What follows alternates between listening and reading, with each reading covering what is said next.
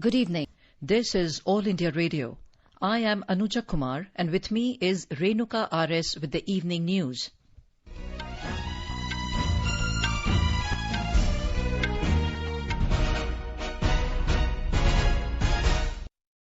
The headlines. Finance Minister shares details of 20 lakh crore stimulus package. Announces 3 lakh crore rupees collateral-free automatic loans for businesses. 50,000 crore rupees equity infusion declared for MSMEs. 30,000 crore rupees special liquidity scheme for non-banking financial companies. 24% EPF contribution by the government extended by 3 months. Over 72 lakh employees to be benefited. Power distribution companies facing serious crisis to get emergency liquidity infusion of 90,000 crore rupees. TDS and TCS rates reduced by 25%. Due date for filing income tax returns extended up to 30th November. Central Armed Police Forces canteens to sell only indigenous products, says Home Minister. And COVID-19 recovery rate improves to 32.82%. Doubling of cases slows down to 12.6 days.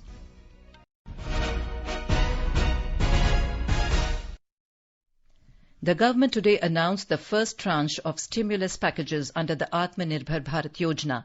Prime Minister Narendra Modi had yesterday, in his address to the nation, made a clarion call of making India self-reliant and had announced the Atmanirbhar Bharat Yojana.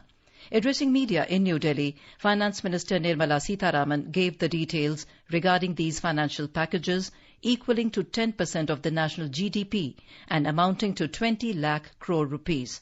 She said the financial stimulus will cater to various sections of the society, including MSMEs, labourers, middle class and industries.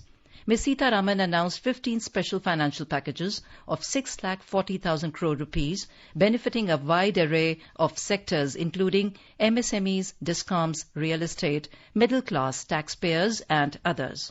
In a historical decision, the ambit of micro, small and medium enterprises, MSMEs, have been widened, resulting in inclusion of many small and micro industries under this sector. This decision of changing the definition of MSMEs will increase competition and productivity in the sector. I said there are 6 major steps for the MSMEs. The first one, there is a collateral-free automatic loan for MSMEs which is being provided. This will give facility up to 3 lakh crores. 25 crore outstanding for those MSME units for whom 25 crore is the outstanding loan or 100 crores whose turnover will benefit from this. These loans will have a 4-year tenure and there will be a moratorium given for 12 months. These are going to be 100% credit guaranteed over as a cover given to banks and NBFCs on principal and interest. So this is going to be available till 31st October 2020. There are no guarantee fees, no fresh collaterals required. The Finance Minister informed that 50,000 crore rupees will be infused in the MSMEs through the equity channel. Opening up avenues for indigenous companies, Ms. Sitharaman said that lenders for government procurement up to 200 crore rupees will no longer be through global tender route. In another major announcement, tax deducted at source TDS and tax collected at source TCS have been reduced by 25% till 31st of March of next year. We have now from, let us say, tomorrow till 31st March 2021, reduced the TDS rates and the TCS rates by 25% of the existing rate. So if the existing rate is 100, it will be reduced by 25%. And this shall apply to all payments, if they are payment for contracts or professional fees or interest or rent or dividend or commission or brokerage. All of these will be eligible for this 25% rate reduction and last till March 31st, 2021. The decision will increase cash flow of over 50,000 crore rupees benefiting common people. The date for filing income tax return for the last financial year has also been extended till 30th of November, while last date for filing tax audits has been extended from 30th September to 31st October. Relaxation in payment of 12% of the salary to the EPFO has also been extended by another 3 months from June to August. Liquidity relief of 2,500 crores to 72.22 lakh employees is now being proposed to be provided by extending this contribution for the next 3 months also. June, July and August 2020, the EPF contribution will be paid by Government of India. The government had earlier in the month of March announced a relaxation for payment towards Provident Fund from March till May this year. Ms. Sitharaman announced a sum of 30,000 crore rupees for non-banking financial companies. Government of India now launches a 30,000 crore special liquidity scheme. Under the scheme, investment will be made in both primary and secondary market transactions where investment grade debt papers, this is not infusing equity, this is taking and buying debt papers of NBFCs, housing finance corporations and microfinance institutions, and not high quality debt papers, they can be investment quality also. Providing relief to the construction companies, central agencies like Railways, Ministry of Road Transport and Highways and Central Public Works have been asked to grant an extension of 6 months for completion of work covering construction and other related contracts. In a relief to real estate developers, Finance Minister Nirmala Sitharaman also informed that the deadline for completion of projects will be extended by up to 6 months. In the real estate matter, Urban Development Ministry shall issue advisory to the states and the union territories so that the regulatory authorities are given clear picture that they can treat the COVID-19 period an act of God and to that extent be flexible about the execution of the contract signed. This will also mean that with the necessary changes, they will have to issue fresh project registration certificates. They can extend the registration and the completion dates. Suo motu, they can do it by 6 months for all registered projects, expiring on or before 25th March 2020. The Finance Minister informed that the Urban Development Ministry will issue advisory to all the states and union territories to treat COVID-19 period event as force majeure. The move will benefit real estate sector and agencies which have been entrusted to complete civil work. In a relief to power distribution companies, a liquidity flow of 90,000 crore rupees to the PFCs and RECs have been announced. Discoms today are facing unprecedented cash flow problems. They desperately need help. Otherwise, they are unable to pay power generating companies. All the states, Discoms are in serious crisis. So in order to help them, there is a emergency liquidity injection, which is happening to the extent of 90,000 crores. Now the Power Finance Corporation, REC, the Rural Electrification Corporations, both of them put together will infuse liquidity of 90,000 crores. The Vivad Se Vishwas scheme has also been extended up to 31st of December without obligation of any extra payment. The Finance Minister said that the economic package of 20 lakh crore rupees announced by the Prime Minister will enhance growth and build a very self-reliant India, Atmanirbhar Bharat. The Finance Minister highlighted various other reforms introduced by the centre since 2014, which have brought structural changes in the system of addressing issues of farmers and workers. Over the next few days, the Finance Minister will release more details about the stimulus measures being taken by the government. Prime Minister Narendra Modi has said that today's announcements by the Finance Minister Nirmala Sitharaman will go a long way in addressing issues faced by businesses, especially MSMEs. In a tweet, Mr. Modi said, the steps announced will boost liquidity, empower the entrepreneurs and strengthen their competitive spirit. Industry body ASSOCHAM and FICCI have welcomed the announcement of first tranche of measures by the Finance Minister Nirmala Sitharaman as part of the 20 lakh crore rupees economic package.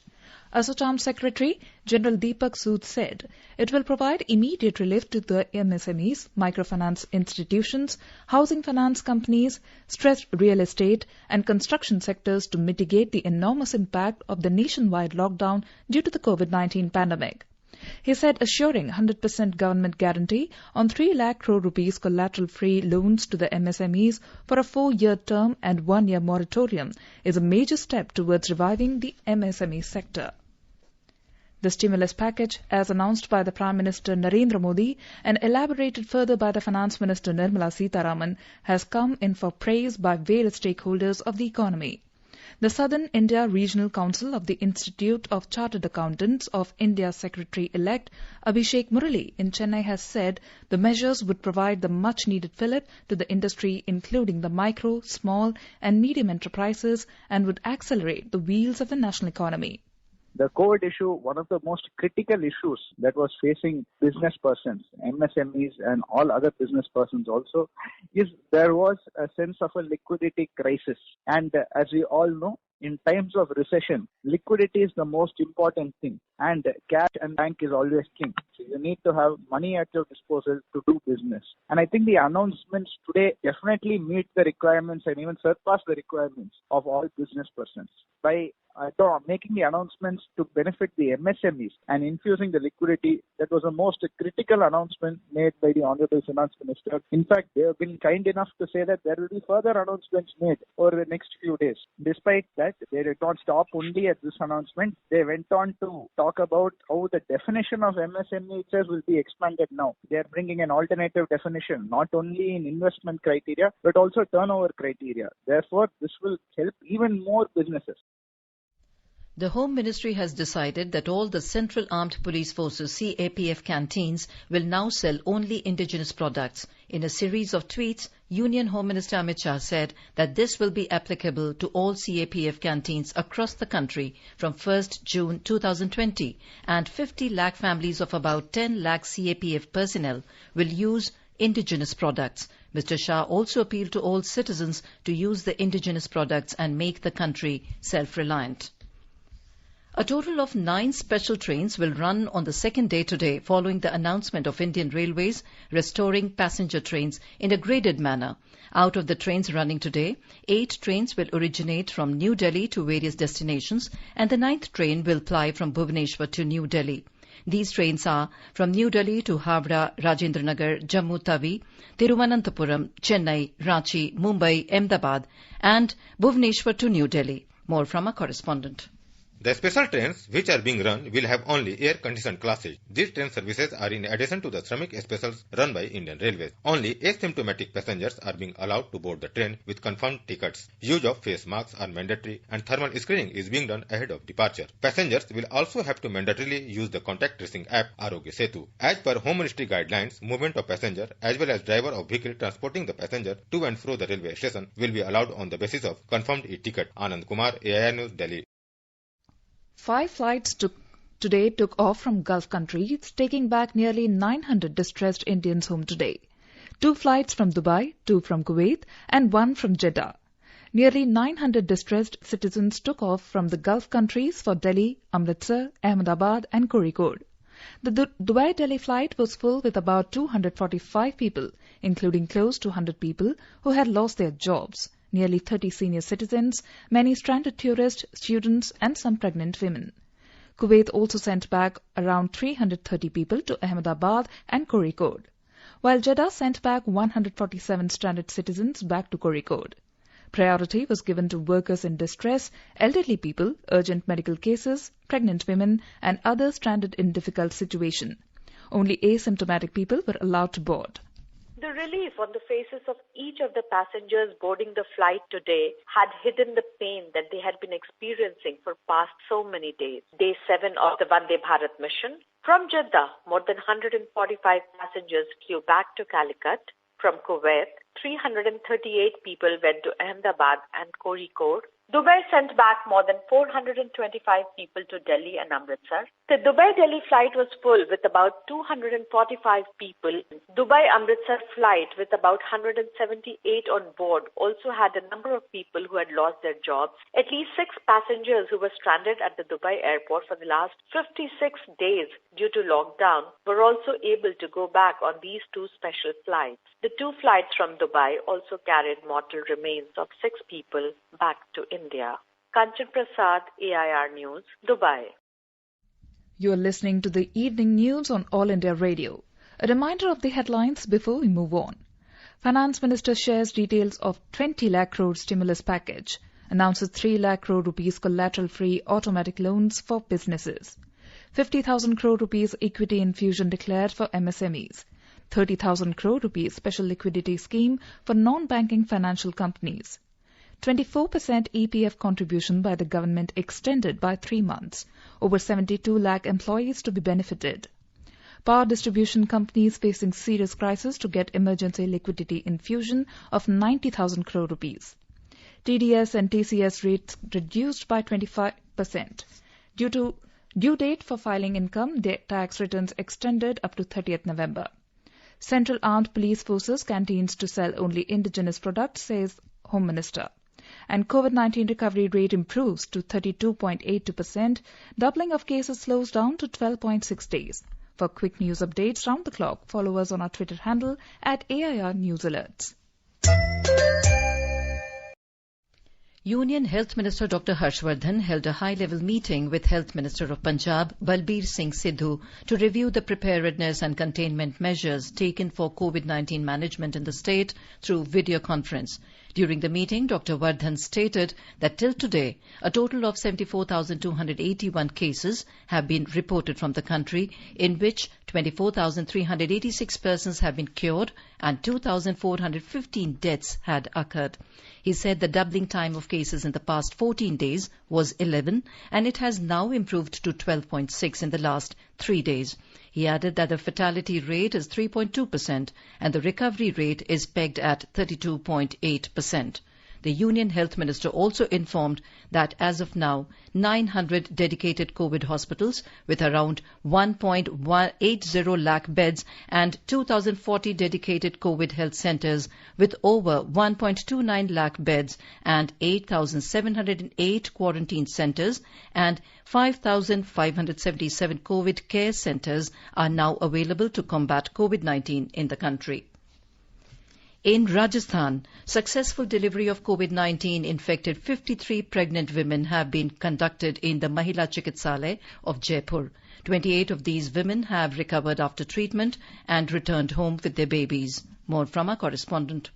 Doctors and nursing staff of this hospital are serving pregnant women with full vigilance. The hospital now has 25 active COVID-19 patients, including 1 newborn. The newborn infants are kept in nursery care to prevent infection. The nodal officer of COVID-19 in the hospital, Dr. Salini Rathod, told AIR that pregnant women should remain stress-free. If a woman also has the infection, there is nothing to worry about it. किसी भी patients हैं pregnant हो या ना pregnant हो, corona से घबराया नहीं, इसका इलाज आराम से हो जाता है और सोशल डिस्टेंसिंग जैसे कि होने ही ना पाए आपको स्ट्रेस में ना रहें और घर पे रह के आप मेडिटेशन करो, योगा करो और रिलैक्स हो, इसका इलाज है, घबराने की कोई बात नहीं।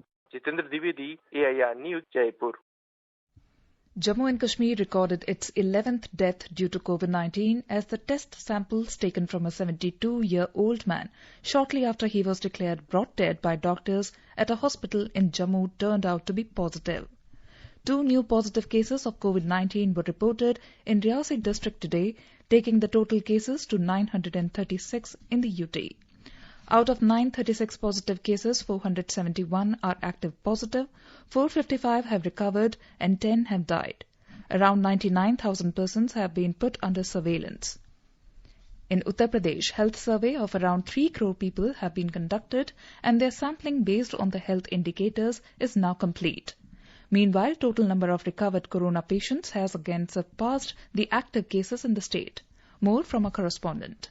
Principal Secretary Health Amit Mohan Prasad said that there are 1,744 active cases in 69 districts of the state, while a total of 1,759 people have been discharged from different hospitals after treatment. Around 72,000 surveillance teams of Health Department have gone door to door in past 2 months in the state to do survey of around 3 crore persons, and their health sampling has been done. Chief Minister Yogi Adityanath has instructed officials to take regular health update of COVID patients admitted in various hospitals across the state through Chief Minister Helpline System. Officials in Kanpur, Agra and Meerut districts have been asked to enforce lockdown strictly since number of COVID patients are still high in these districts. Sushil Chandra Tiwari, AIR News, Lucknow.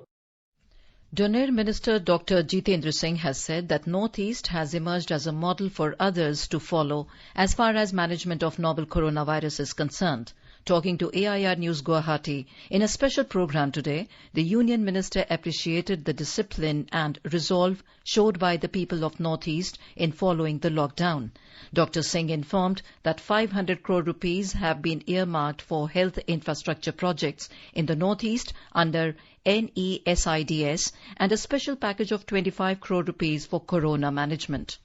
Northeast has emerged as a model for others to follow as far as corona management is concerned, और इसके लिए बधाई के पात्र हैं वहाँ के लोग, जिस तरह से उन्होंने सहयोग किया और जिस तरह से उनको प्रधानमंत्री मोदी पर विश्वास है कि अगर मोदी जी ने कुछ कहा है तो उनका कहीं न कहीं इसमें हित है, और इसलिए आने वाले समय में भी मुझे विश्वास है कि north east is going to be the destination for all the young startups, entrepreneurs and business seeking people from all over India. North east का भविष्य बहुत उज्जवल है और आने वाले समय में को पुनः खड़ा करने में सबसे ज्यादा महत्वपूर्ण रोल यदि किसी रीजन का होगा तो नॉर्थ ईस्ट का होगा.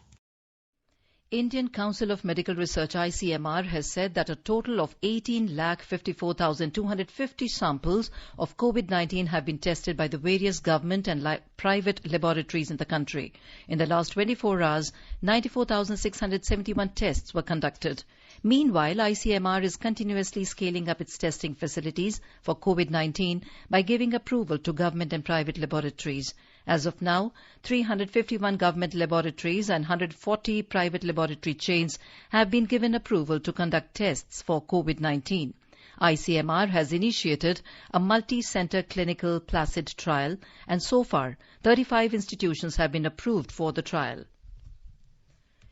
PM CARES, Prime Minister's Citizen Assistance and Relief in Emergency Situations Fund Trust today decided to allocate 3,100 crore rupees for fight against COVID-19. Out of this amount, a sum of around 2,000 crore rupees will be earmarked for the purchase of ventilators, 1,000 crore will be used for care of migrant labourers, and 100 crore rupees will be given to support vaccine development.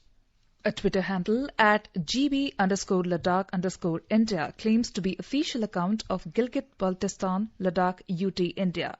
In a tweet, Press Information Bureau said that it is a fake Twitter handle and Union Territory of Ladakh has only 2 official Twitter handles, at DIPR_Leh and at Information DEP4. Government said that for official updates, these 2 Twitter handles should be followed. The News Services Division of All India Radio in its bilingual live phone-in program today will bring you a special discussion on COVID-19. Dr. Narendra Saini, former Secretary General, Indian Medical Association, will participate in the discussion. Listeners can ask questions to the expert on toll-free telephone number 1800-115767.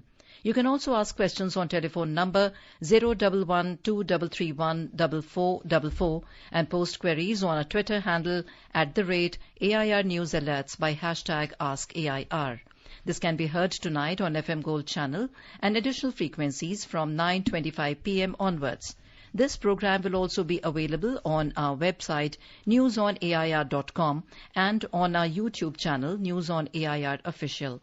You can also follow us on the News on AIR app for updates. In our series Experts Speak on All India Radio, we bring you the views of some leading medical experts on COVID-19. Talking to AIR News, Dr. Uma Kumar, Head of Rheumatology Department, AIIMS, suggested to the people to follow social distancing, hand hygiene and cough etiquettes.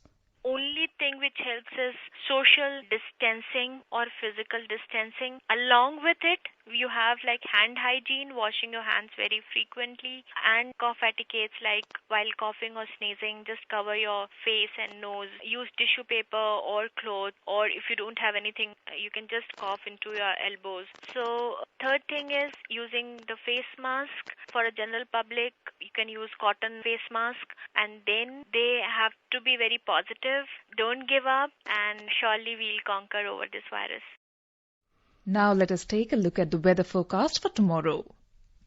In the national capital, minimum temperature will be 25 degrees Celsius, while maximum temperature is expected to be 38 degrees Celsius. Delhi is likely to witness a generally cloudy sky with light rain. Mumbai will experience a mainly clear sky, becoming partially cloudy towards the evening. The minimum temperature in the city is likely to be 27 degrees Celsius, while maximum temperature will remain around 34 degrees Celsius. Moving to the southern part of the country, the weatherman has forecast a generally cloudy sky in Chennai with temperatures hovering between 27 and 37 degrees Celsius. In east, Kolkata will witness a partially cloudy sky with possibility of moderate thunderstorm. The minimum temperature in the metropolis will be 27 degrees Celsius while maximum will be 37 degrees Celsius. On to north, in the Union Territory of Jammu and Kashmir, the minimum temperature tomorrow will be 22 degrees Celsius in Jammu while maximum temperature will be around 34 degrees Celsius. The city will experience a partially cloudy sky with possibility of rain, thunderstorm or dust storm. In Srinagar, the minimum temperature will be 13 degrees Celsius while the maximum temperature will be 20 degrees Celsius.